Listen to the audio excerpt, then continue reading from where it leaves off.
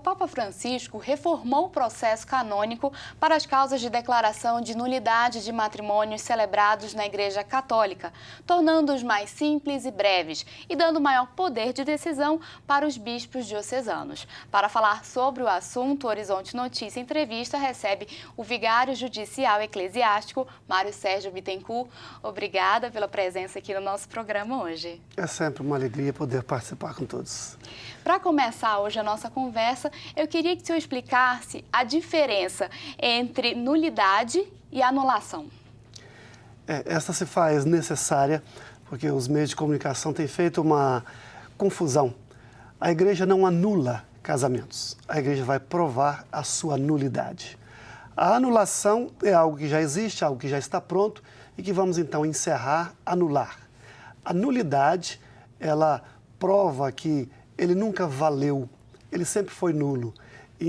Independente da aparência, independente do tempo, a nulidade permanece.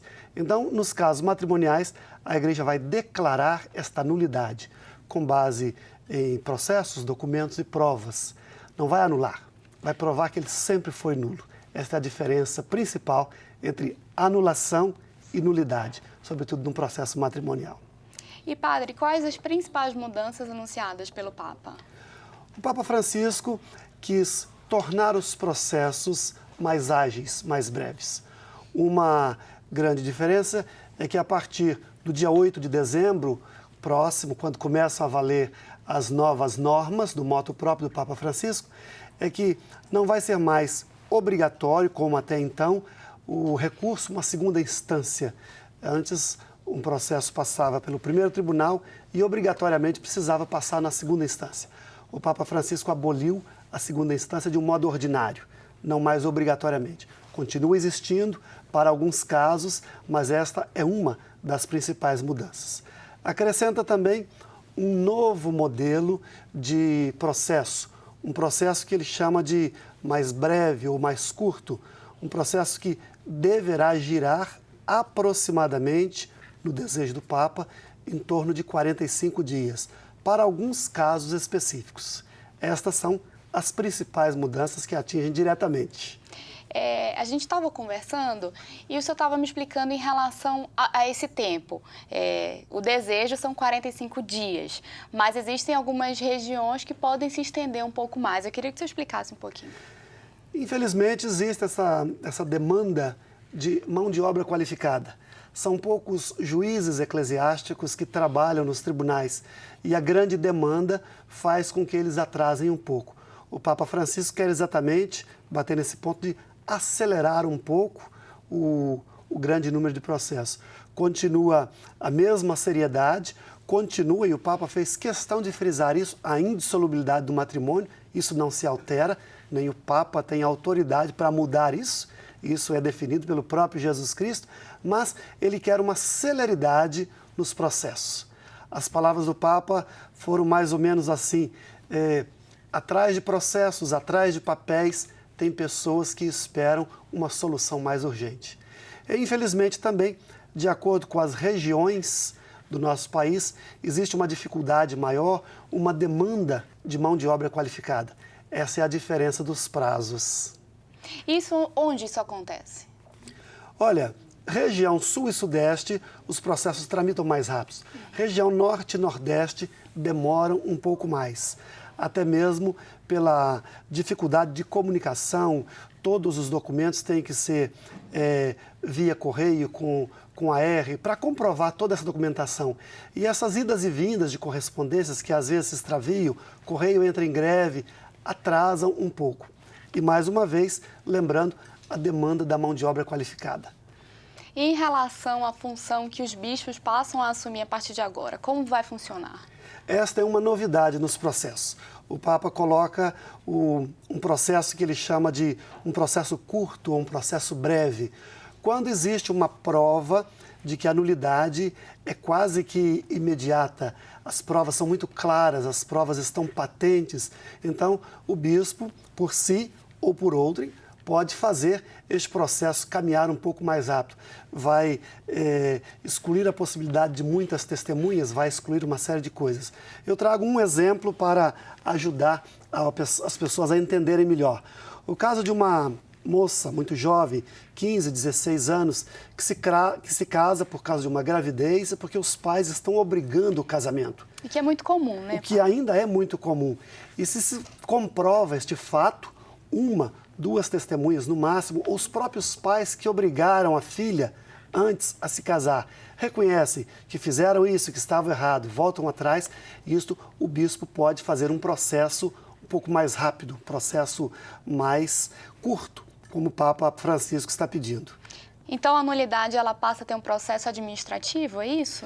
Ela já tem um processo administrativo, mas passa a ter mais um processo, porque antes todos os processos eram tratados diretamente com os juízes, o vigário judicial, dentro do tribunal. Agora, o bispo pode fazer esse processo, ou ele mesmo, ou ele delegando ainda o próprio tribunal que o faça, mas dentro deste prazo bem menor, mais reduzido, que o Papa está pedindo que seja a partir de então. E em quais casos a pessoa pode pedir a nulidade do casamento?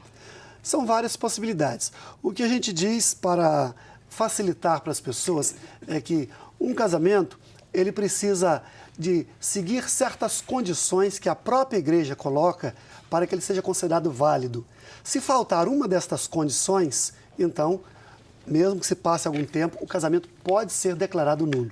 Algumas dessas condições, a pouca idade, a falta de conhecimento do verdadeiro casamento, do sacramento, um comprometimento mental, a pessoa tem alguma dificuldade, tem algum problema psicológico, comprovado, aí com a ajuda de peritos, psicólogos, psiquiatras, isso tudo pode ser. E alguns outros que são pouco comuns, mas que também existem. Um que é bastante raro no nosso meio seria o rapto. Uma pessoa que vai raptar alguém com o intuito de casamento. Se isso se comprova, o casamento é nulo. Entre outras situações. Estas são as mais comuns. E existe a gratuidade dentro desse processo? Sim, é interessante tocar nesse assunto, porque a partir da palavra do Papa Francisco, todas as pessoas acharam, agora faz-se tudo inteiramente de graça. A gratuidade já existe. Para as pessoas que têm dificuldade ou que realmente não podem assumir as custas de um processo, existe já em todos os tribunais, previsto pelo Código de Direito Canônico, a gratuidade.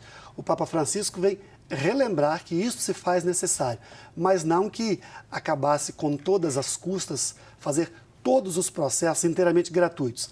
Foi entendido um pouquinho errado, veiculado de um modo um pouco constrangedor, porque as pessoas se animaram muito.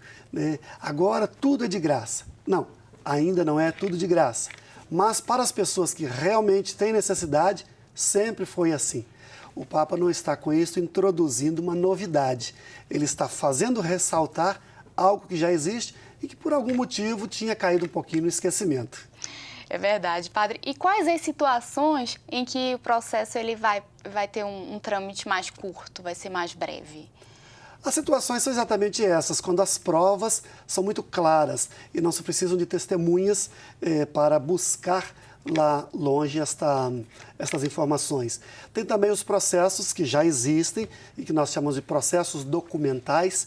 Eles são provados com documentos. Um exemplo rápido, a pessoa já era casada na igreja e contraiu um novo casamento. Basta apresentar o processo do primeiro casamento e o documento é a prova, é uma prova documental. Este processo também é mais rápido, esse processo já existe e o Papa Francisco faz a questão de que isso seja cada vez mais rápido. Voltando a repetir as palavras do Papa, atrás de cada processo, atrás de cada procedimento, existem pessoas com uma certa pressa de regularizar a sua vida diante de Deus, diante da Igreja. Por isso o Papa incentiva esta procura. É verdade. E o senhor falou também em relação a testemunhas. Então não basta só eu querer fazer a anulação a nulidade do casamento, mas tem que ter todo um processo. O processo funciona num todo como um processo civil. Apresentam-se as alegações, apresenta-se a história, o fato, e depois aqueles fatos deverão ser comprovados com testemunhas que conheceram ambas as partes e que possam ajudar a esclarecer os fatos. Porque às vezes a palavra de um e de outra completa aquilo que a pessoa trouxe no primeiro momento e dá uma credibilidade ainda maior. Todo processo ordinário precisa de uma testemunha. O processo documental, a testemunha é o próprio documento. E esse processo mais curto, mais breve que o Papa introduz agora, ele vai ter testemunhas, mas menos testemunhas. Normalmente pedem-se 5 testemunhas. O Papa agora quer com 1 ou 2 testemunhas, acima de qualquer suspeita, é a palavra do Papa, para ajudar. As testemunhas continuam fazendo parte de um processo naturalmente. E a partir de quando essas mudanças vão entrar em vigor, vão estar valendo? A partir de 8 de dezembro próximo, 8 de dezembro de 2015, é quando o Papa pede que elas comecem a valer. Eu gostaria de agradecer, então, a sua presença aqui no programa de hoje. Eu acredito que esclareceu muitas dúvidas. E, para encerrar, eu queria que o senhor explicasse como é que as pessoas podem proceder, onde é que elas devem encaminhar, dar início a esse processo.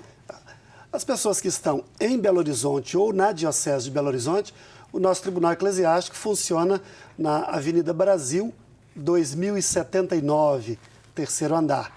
Então, pode-se marcar uma entrevista, uma conversa para maiores esclarecimentos.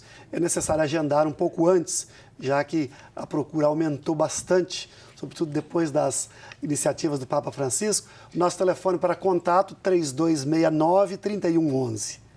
Isto para a cidade de Belo Horizonte e as cidades vizinhas que fazem parte da Diocese de Belo Horizonte. Você pode repetir o telefone? Com certeza. 3269-3111. Muito obrigada pela presença, Eu padre. agradeço. O Horizonte Notícia Entrevista fica por aqui. Até o próximo programa.